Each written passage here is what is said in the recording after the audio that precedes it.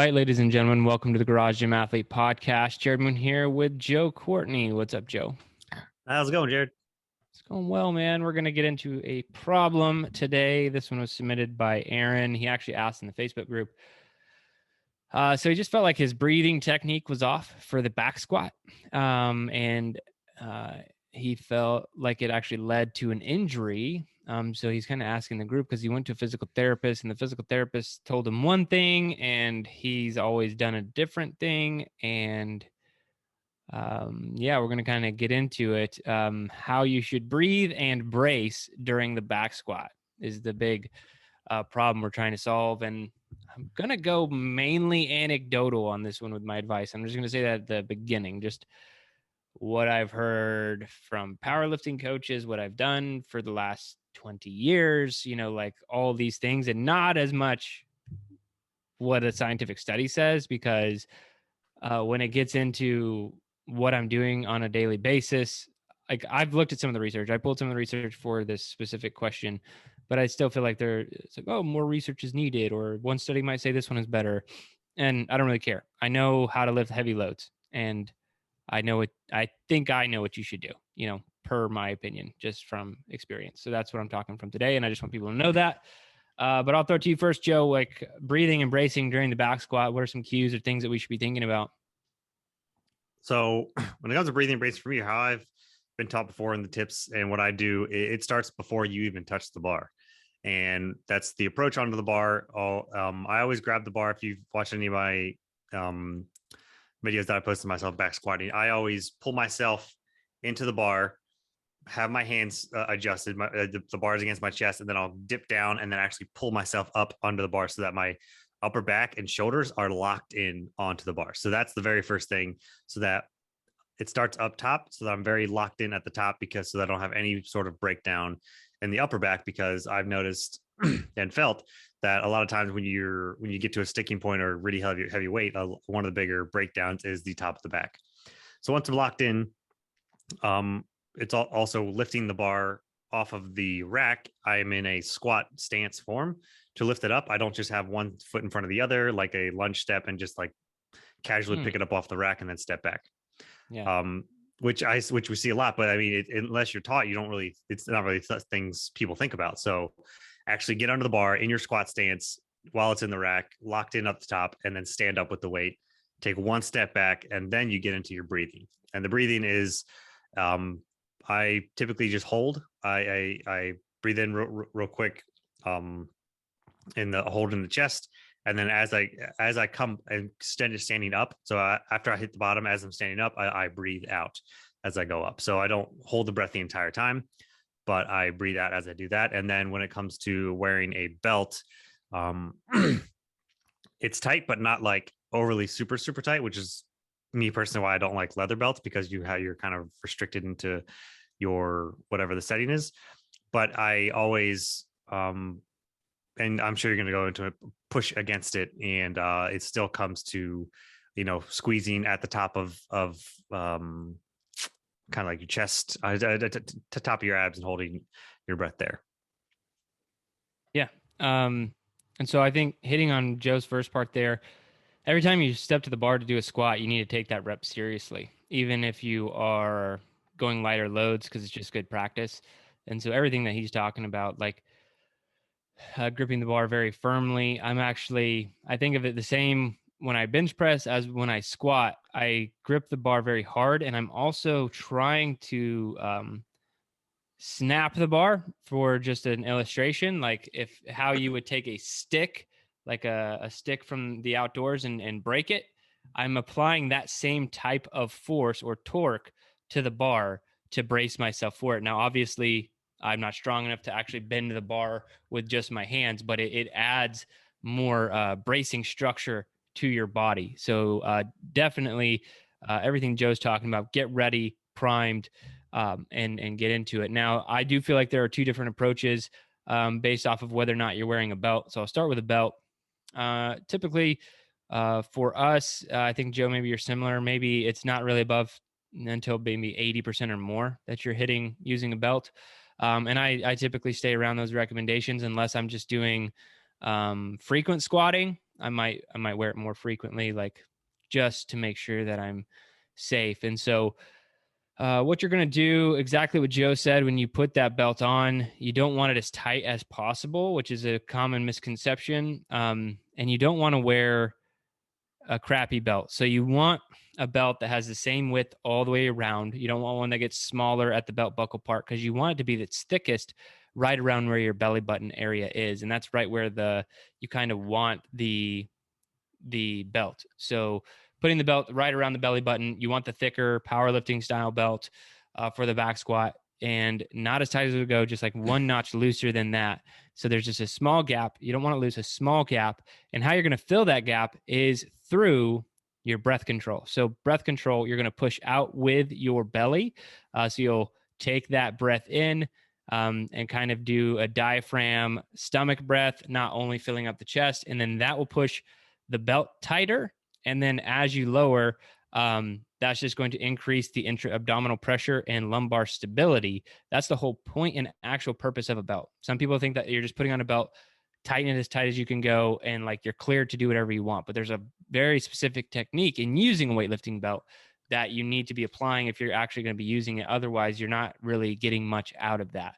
So make sure that you're doing all of those things. And you have that breath control. So that's breath and bracing. And very similar to what Joe says, you'd keep that pressure all the way down. On the way up, you can either exhale on the way up or when you're at the top. I haven't found a lot of difference in the two, but I do know I want to be as braced as possible, which means I'm holding my breath on the way down. And I typically don't exhale. I think I'll exhale on the way up and then maybe all the way out at the very top. So I'll start the exhale once I'm on my way up. Now, if you're going no belt, I treat it a little bit differently, right? Because pushing your belly out without something to push against, like the belt, that kind of changes it, because that's, to be honest, it's kind of an odd position to just be pushing your belly out as you're squatting. I feel like that's a hard thing to do if you don't have a belt there.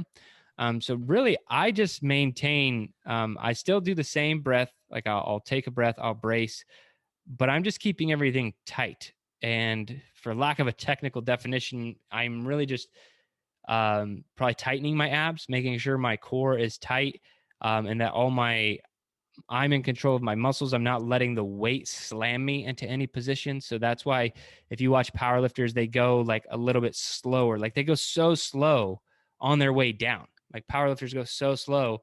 And if you think about it, in reality, going slower is a lot more taxing and harder for you. It's like this eccentric movement. So why would you do that? And it's because if you just let the weight come down and you're not as braced, you're not in control of that anymore. And that's where injury can really happen, is when you are no longer in control of that rep, you're letting gravity have its way with you and not the other way around. You're getting slammed into a position. You're not braced. You might be able to still squat it up, but that doesn't matter. You've lost your form. You've lost the bracing. You've lost the technique. And so you're going to lose it at the bottom of the squat. Even if you can stand it back up, you might be hurting yourself to some degree. So keeping tight. Now, he specifically mentioned his physical therapist said something kind of the opposite of what we're talking about, which is like sucking your stomach in as much as you can, your belly button towards your spine, and then squatting down. I couldn't do that. To be honest, I don't even think I could do that. Like, I know what they're talking about. I kind of take that belly button to the spine approach when I'm doing certain abdominal exercises, specific ones like a side crunch or something like that, leg lifts on the ground. And I get that cue, but I feel like it's an inappropriate cue for the back squat. So he was kind of also asking if there's debate there. I wasn't aware of any debate. To be honest, I've never heard that cue. Have you heard that before, or do you do it? No, to me, it sounded like they were almost trying to cue them to take a deep breath, because sometimes when you take a deep breath, your stomach just comes in. But I've never heard of pulling your abs in as you're squatting. To me, like it's more about what's going on above. Just like practicing that, like as we're sitting here, Yeah, because I can brace myself for what I feel like is a squat. I'm doing it right now, and it's really just everything tightens up, from the below my pecs down, into my pubic bone region. Everything is like tightening up. But then if I were to try and suck my stomach in and brace, it doesn't work. Like I lose some of that stability. So I feel like that would provide more of an opportunity for me to cave forward in the squat. I don't like the cue. I don't like what he said. No offense to your physical therapist. I wouldn't do it that way. It's not how I like to brace during a squat. Yeah, not I haven't heard anything like that before.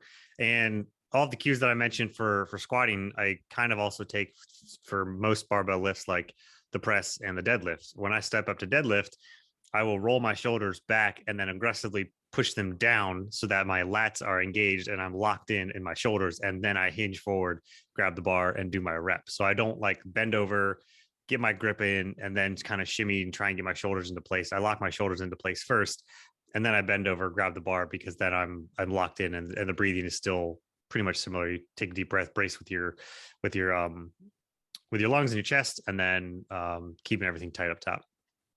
Yeah. And I think the biggest takeaway for any lift is just being in control. So bracing, making sure you're braced. Take every lift, every repetition seriously that you do. That's going to help you reduce a lot of injury. So it doesn't matter if it's 90 pounds of the bar or 500 pounds on the bar, taking both of those reps very seriously with your bracing and how you're approaching that movement. And again, never, if this makes sense to you, then you are understanding a lot in injury prevention, but do not let gravity be in control of your lift, any lift ever. And if you can understand that in application, it's going to help you a lot. So your muscles need to always be in control. Your body needs to always be in control of the weight. Once you are not in control and gravity is doing something, because I know we're just sitting there fighting gravity. That's all lifting is. But you should still be in control of that. It's once gravity is more in control of that weight than we are, where we start to get injured. And how that happens is through you're letting too much velocity in the bottom of the rep to where you're actually just kind of falling with it. You're not bracing for it. You're not controlling it. You don't want to be doing that. Or like if you are doing something with a dumbbell or kettlebell and it gets outside of like your range of motion, and now gravity's just doing whatever the hell it wants with it attached to your shoulder. Like this is how you tweak elbows and shoulders and everything else. So always being in control is the best way to avoid injury, I think, in any lift, period, hands down.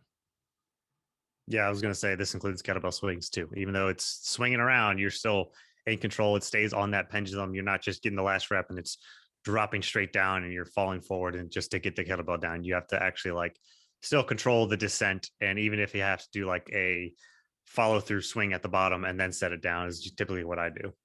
Yeah, and they're like two, getting away from like Russian or American. So Russian is, if we're just going to talk kettlebell swings for a second. So Russian is where it like kind of eye level, right? American is where it goes above the head.